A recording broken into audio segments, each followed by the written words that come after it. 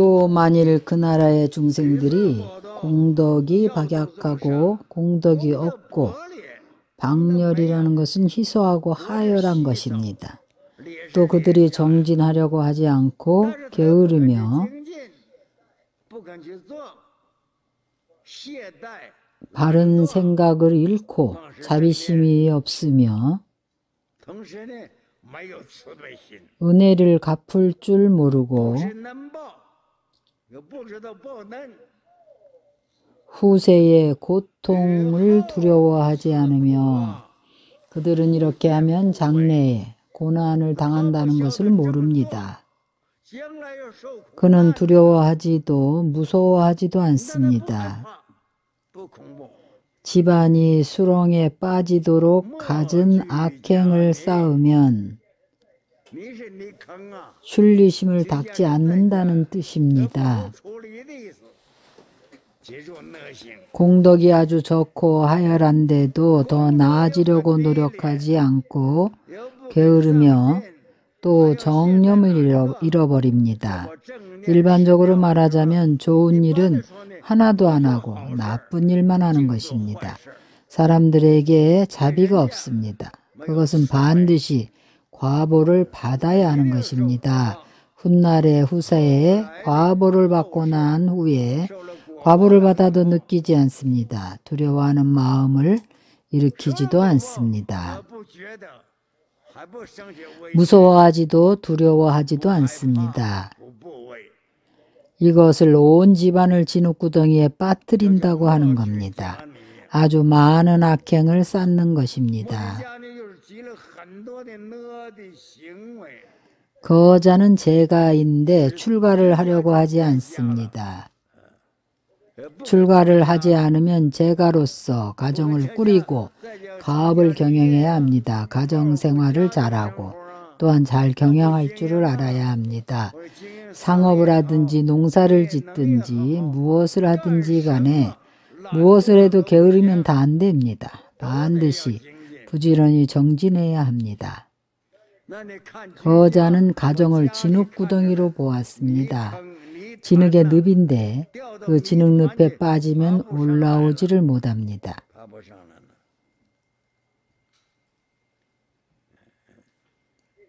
이 가정의 진흙구덩이에는 두 가지가 있습니다. 한 가지는 제가의 세속에서 말하는 가정인 이 집입니다. 두 번째는 삼계의 감옥을 말합니다. 삼계에서 벗어나지 못하고 삼계 안에서 고통을 받는 것입니다.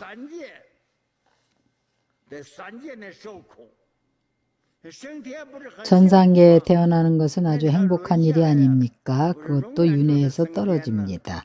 영원히 천상계에 살 수 있는 것은 아닙니다. 부귀한 가정도 영원한 부귀는 없습니다. 현재 말하기를 부귀가 3대를 넘지 못한다 했습니다. 명나라 때, 청나라 때, 송나라 때 한나라 사람들을 오세동당을 배웠습니다. 이 오세동당의 가족을 복덕 있는 가문으로 여겼습니다. 5대가 내려오면서 가업이 다 쇠락하지 않는 것입니다. 건룡 황제는 스스로를 칭하기를 10가지가 완전한 노인이라고 자신을 칭했습니다. 오세동당이라고 했습니다. 그것은 허풍이지 그렇지 않았습니다. 오세동당에는 표준이 있습니다. 어떤 표준이 있는가 하면 5세대의 부부가 반드시 부부 2사람이 있어야 합니다. 만약에 20살부터 부부가 되어 20살에 결혼을 했다면 아버지 어머니는 반드시 40세가 되어야 하고 그 조부 조모는 60세가 되어야 합니다.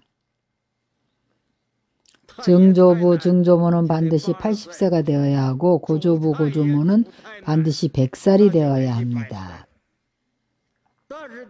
그것이 또 원래 배우자여야 한답니다. 두 부부 양쪽 다 원래 배우자여야 합니다. 한쪽이라도 죽어서 재혼하면 안 됩니다. 그것은 재가로 있으면서 복이 있고 선업이 있는 사람을 말하는 것입니다. 이러한 선업은 불교에서 볼 때는 100년 후에는 복이 다하고 화가 옵니다.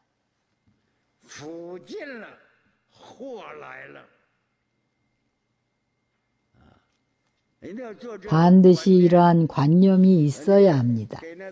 여러분들이 제가 불자들에게 설법을 할 때에 이 말을 해줘야 합니다. 복이라는 것은 화를 의지해서 복이 오는 것입니다. 복의 기초는 화를 의지해서 있는 것입니다. 화는 복을 또 의지해서 있습니다. 우리의 인생이 꽃이 피고 꽃이 지는 것을 보는 것과 같습니다. 꽃이 잠시 피었다가 잠시 후에 시듭니다. 사람이 어떤 때는 갑자기 벼락부자가 되기도 합니다. 때가 되어 왔다가는 때가 되면 가버립니다.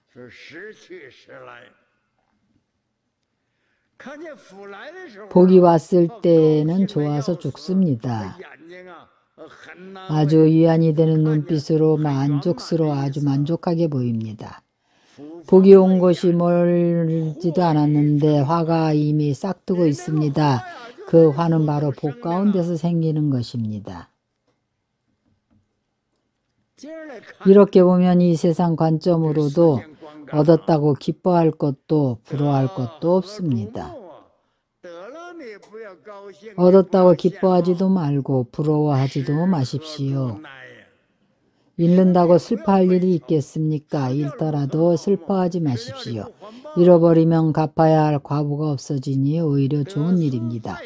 득과 실이 저에게 있습니다. 저한테 있다는 것은 뜻은 바로 자연스럽게 그리 된다는 겁니다. 그러나 여러분들의 정진과 해태함에 달려 있습니다. 다 하늘에 맡겨야 합니다. 세속 사람들은 그것을 하늘의 뜻이라고 믿는데 우리 불교에서는 자연적이라고 말합니다. 하늘은 자연이라는 뜻입니다. 선한 일을 하면 좋은 과보를 받고 악한 일을 하면 나쁜 과보를 받습니다. 그러나 이 사람들은 이런 것도 전혀 모르고 자비심이 없습니다. 은혜에 보답할 줄도 모릅니다. 미래 죗값을 받아야 합니다. 지옥에 떨어지고 아기도에 떨어집니다. 그러나 그는 두려워하지도 않습니다. 제가의 진흙구덩이에 빠져서 선행이 아닌 전부 악행만 저지릅니다.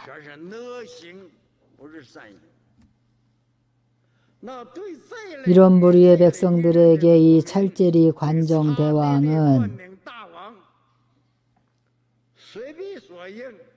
그에 합당한 갖가지 벌을 주되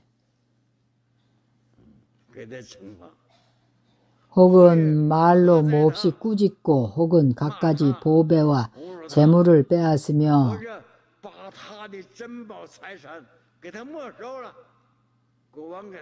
국왕이 그들의 재산을 몰수합니다. 혹은 그의 제일 좋은 재산을 빼앗고 혹은 채찍으로 때리며